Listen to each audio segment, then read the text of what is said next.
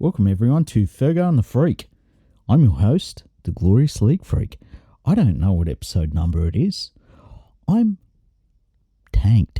I'm tanked after watching the State of Origin game.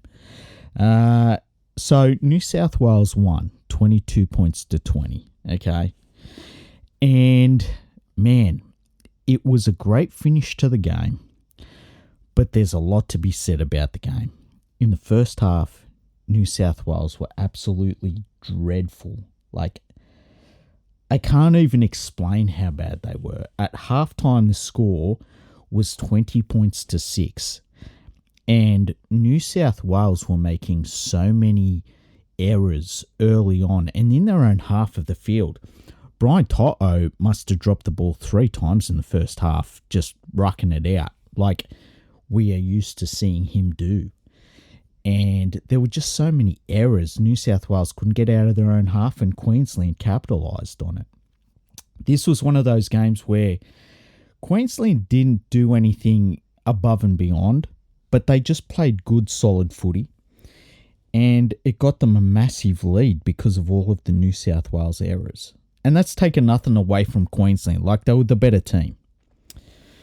The only try that New South Wales put on in the first half was a nice little kick by Nathan Cleary, and Hudson Young scored. But outside of that, New South Wales looked absolutely atrocious. Their defensive line was all over the place. There were players coming up, players going back, players, retreating. Adam Fanua-Blake and Barnett, they were really, really bad. And New South Wales actually improved when they come off the field. And we brought on Radley and Murray. And we just immediately got better as soon as they come on the field. It was really interesting to see. I was worried about the New South Wales overall forward rotation. I was worried that we didn't have enough size in our pack, basically. And it's interesting that it was when we brought on smaller forwards that we started going better. And just having a look, I'm looking at the team's no player stats is what I want here. I don't think that Jacob Saifidi got on the field. No, he didn't. So we didn't use Jacob Saifidi at all, which is an interesting choice. This game will be remembered for one thing, and it was early-ish in the second half. It was probably about halfway through the second half, to be honest, maybe a little bit before halfway through the second half. There was a little bit of a break by the New South Wales Blues, and Callum Ponga was coming across in cover defence, and he was sent off for a high shot that they said he didn't use his arms to wrap around the player, and he hit the player directly in the head with his shoulder. Now, I don't know about that. I thought it was Kalua that he hit, and he went off, actually, for a HIA.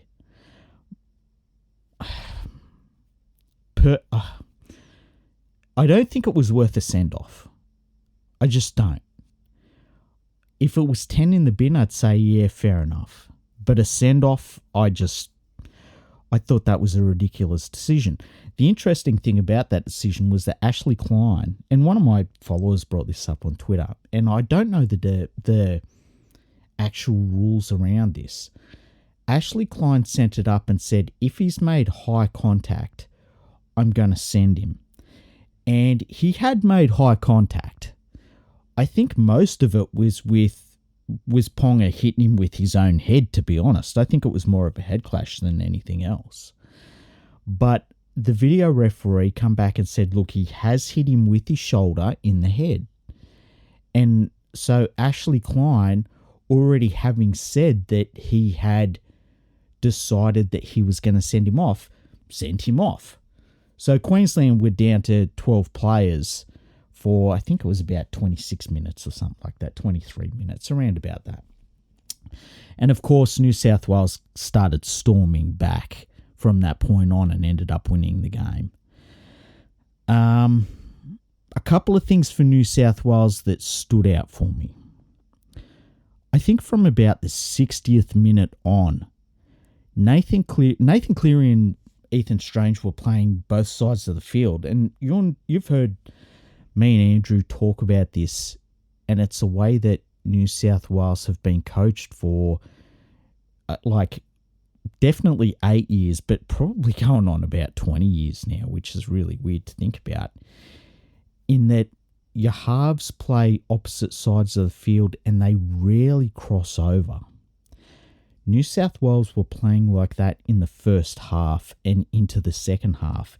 And then we started to see Cleary basically start to roam both sides of the field. And he started working with Ethan Strange, who had been playing very well up until, this point of the match. He'd been playing really good on debut. Well, once Cleary started linking with Ethan Strange, they both were it just looked great. Cleary was guiding New South Wales around the field, and he was really using Strange really well as a ball runner, which it's interesting because I've always thought about this with Penrith, what it would be like to have Nathan Cleary with just a big hard ball running 5'8". Well, we saw it a little bit in this game, which I found kind of interesting. Strange had one of the best debuts I've ever seen for a player. He started looking for the ball in the second half, which was huge. And working with Cleary, it just felt right. It just felt seamless. It was really good for New South Wales. The funny thing was that in the first half, I was very critical of James Tedesco. And even in the second half, I was. I mean, Tedesco was caught out of position in defence a number of times in the first half, which was really poor. And he's better than that. And he was also going into first receiver and just kind of getting in the way of the Blues attack. He'd get the ball at first receiver, run to the line, and then pass it off to, sometimes it was Cleary. And I say Cleary because I was really focusing on Cleary in this game. I was really watching him, and I guess it was because there's been so much criticism of him that I just focused on him so much, But Tedesco was running to the line and passing it once he got to the line, and he was letting Cleary and other players as well not have too much time and space with the ball. So I was very critical of Tedesco, which is funny because he scored the game-winning try at the end of the day. But yeah, I was really impressed with Cleary and Strange's combination. And it's going to be interesting to see if they go on with that in this series, whether Strange pushes himself into the Australian side, because we know that Munster hasn't had a great season so far. He's had moments, but he hasn't had a great season overall. And in this game, Munster was a little bit quiet, which I found interesting. For Queensland, and look, I'm a New South Wales fan. I mostly watch my team. So if you're a Queensland supporter, I am sorry about that. But for Queensland, I thought that Munster was a little bit quiet. I thought Ponga was very, very good. I thought the Queensland forwards were great. I thought their backs made the most of the space that they did get. I thought Cobbo had maybe his best game of the whole season. I think Cobbo this year has been very underwhelming for the Dolphins, and in his best games, it's been a little bit like Latrell Mitchell, where he's done something that's been great, and then like two or three things that have been really poor. In this game, he was pretty much faultless. He was one of their better players, which was interesting. I thought Sam Walker, who I was worried about going into this game, I thought he did a very good job on debut. And, his kicking game was pretty good. There was a kick he did in the second half, and it's a bit of a nothing kick in the grand scheme of things. but his team was getting tired. They were down to 12 players. There was only a few minutes left, and he kicked the ball over the sideline, not on the full. He did a grub kick, and he went for what would have been a scrum in the past. It was a tap, or a play the ball, I guess, now. But he just went for the play, which gave his team a little bit of breathing room, and I liked that about what he did. It showed that even on debut, he wasn't overwhelmed by the situation, and he made the right kick.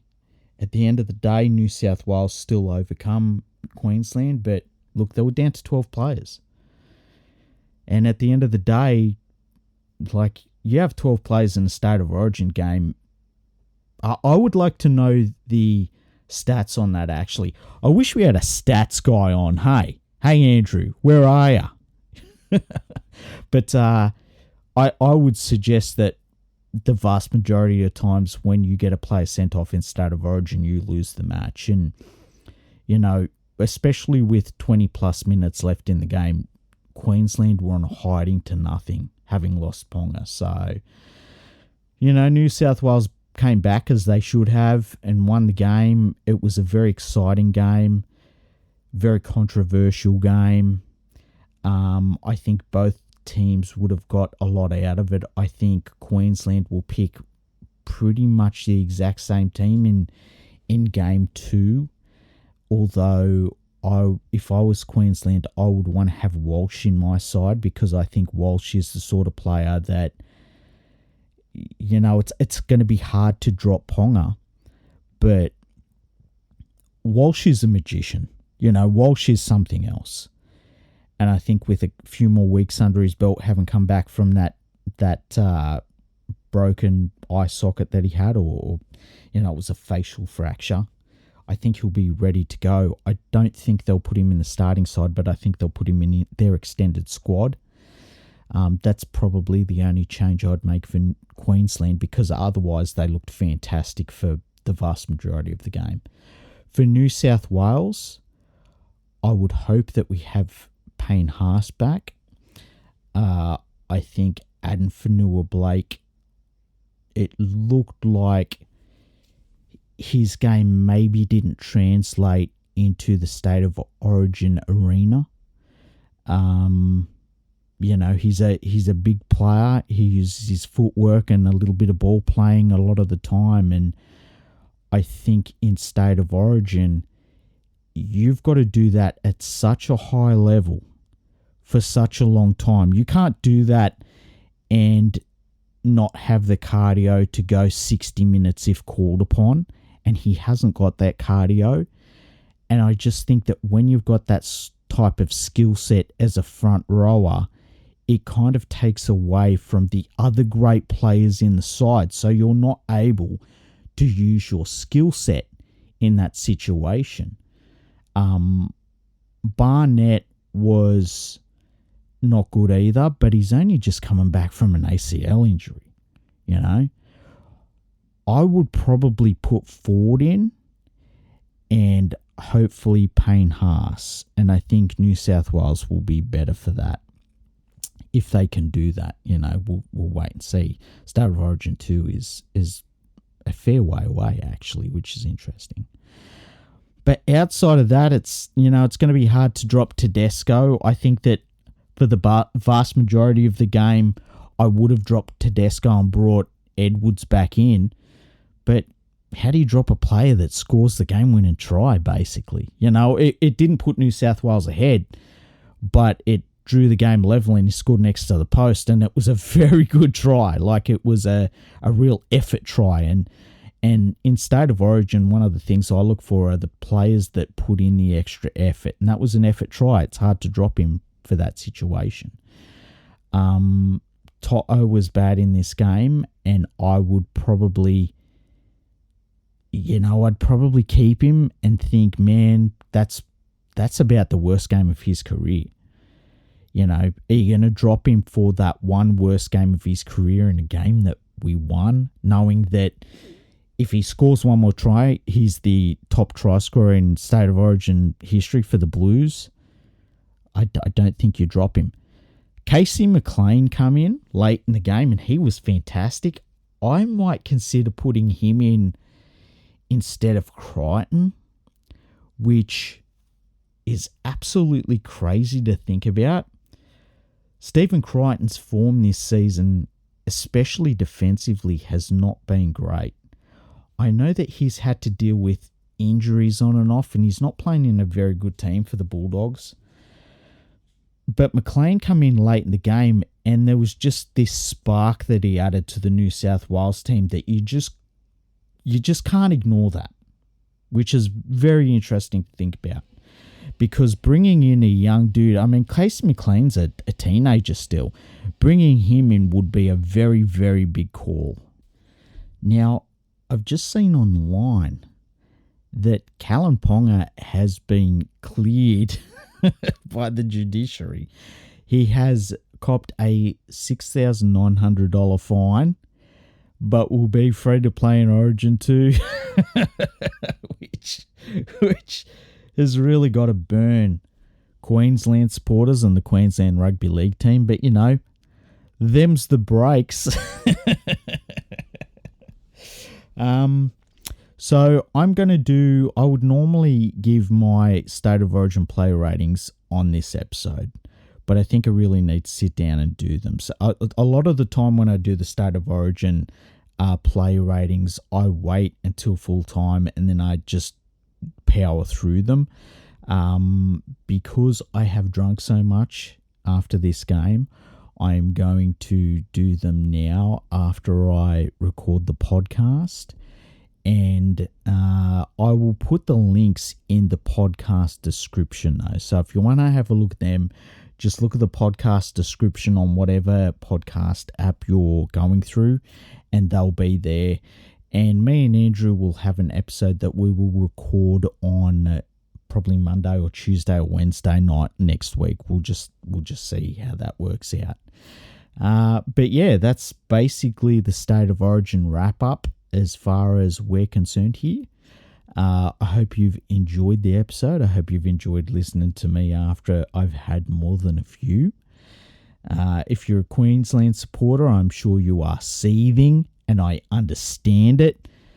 Before Ponga was sent off, man, they had our number. They were smashing us. And then after that, it was basically all one-way traffic. So I guess the good thing is that it sets up for a pretty interesting rest of the series, because I think had Queensland run away with a big win in this game, and that's what it looked like they were going to do until Ponga was sent off, I don't think New South Wales would have come back in this series, where at least this way, Queensland probably going to game 2 and 3 feeling very confident, and New South Wales probably feel lucky.